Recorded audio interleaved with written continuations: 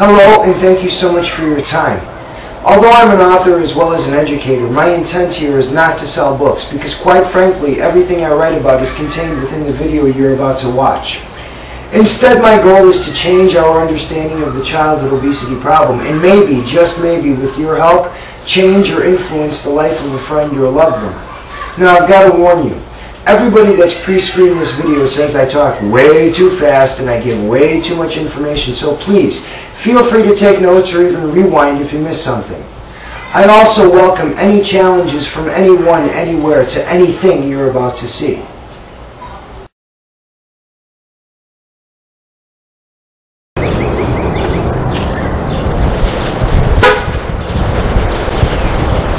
Remember when you had to actually use your key to operate your car?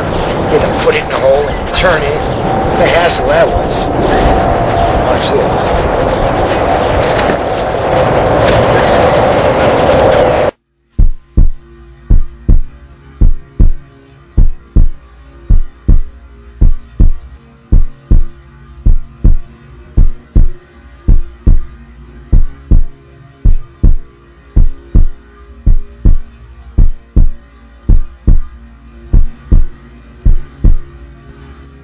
Refrain from eating fast food, limit your gaming or chat room time, and avoid prolonged periods on the couch with a bag of potato chips, and all of our obesity problems will be solved. Remember that? There wasn't an expert in the world who didn't jump on that bandwagon. Listen, despite 20 years of brainwashing and the best of hopes that you buy what you're being sold, childhood obesity is not the product of fast food and video games. But talk is cheap and your time is valuable, so let's do this. Aside from proving everyone who ever has or currently swears food is the primary cause of our obesity problem to be both ignorant as well as completely wrong, I'd like to show you the true causes of our obesity problem. It's all about convenience, but to see it, we need to look beyond the obvious. First curled around 1926, Americans were eating cheeseburgers 50 years and several generations before the beginning of our childhood obesity problem. The drive-thru, that came around in the late 1940s, nearly 30 years prior to the start of the American childhood obesity epidemic.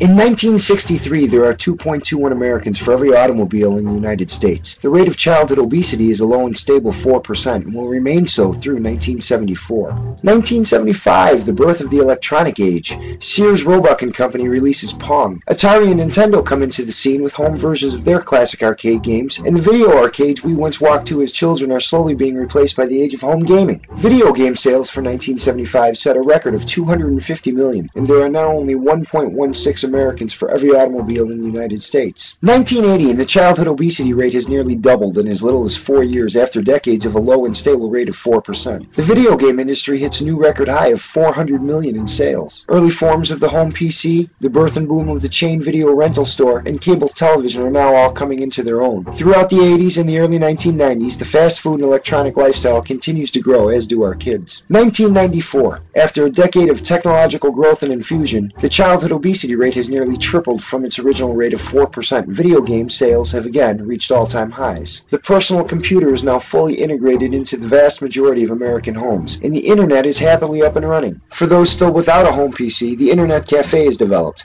and everyone from retail stores to the library offer online availability. In 1994, fast food sales are now $110 billion, 18 times the meager $6 billion of 1974. The year 2000, 16% of American children are now recognized as having weight management problems, an increase of 300% over the course of the last 25 years. 2002, Americans spend $10.2 billion on the latest and greatest gaming systems. 2004, the childhood obesity rate breaks the 20% threshold. 2005, Americans spend $135 billion on fast food. Today, depending upon who you ask and when you ask them, an estimated 1 out of every 3 American kids struggle with a weight management problem.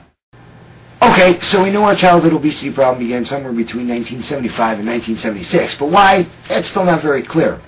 Let's say these wonderful economic times have forced you to pack up and relocate to a big city, like, say, Chicago, Illinois.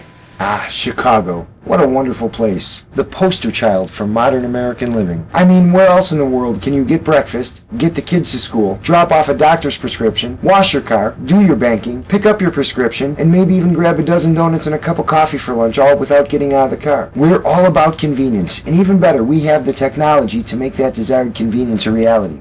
elevators, escalators, even moving sidewalks, and one of the greatest mass transit systems in the world, all dedicated to getting you where you want to be with as little effort as possible. Did you notice the people on the escalator, by the way? Perfectly good stairs right next to them, and not one chose to use them.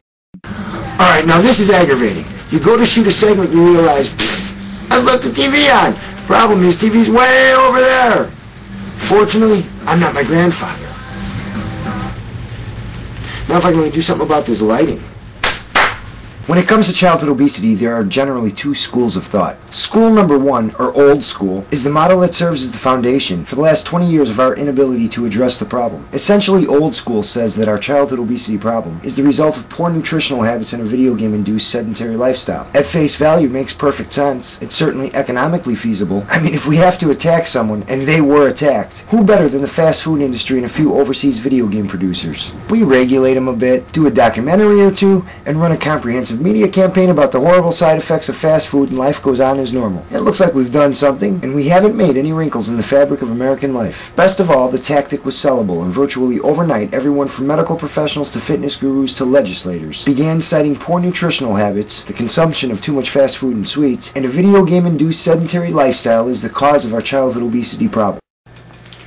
Now that's all fine and dandy, and it certainly looks good on paper, but here's the flaw. These aren't causes of the problem, these are symptoms. Really nothing more than results. Results of bigger, more influential factors, much like the childhood obesity problem itself. Essentially step 56 of a 57-step process. Yet for more than 20 years, the entire foundation for our war on childhood obesity has been focused down here on results, instead of up here on the causes. Now don't get me wrong, certainly these have contributed to the problem. Why are we eating too much fast food? And living the way we do is what we should have been asking. This is where we have failed.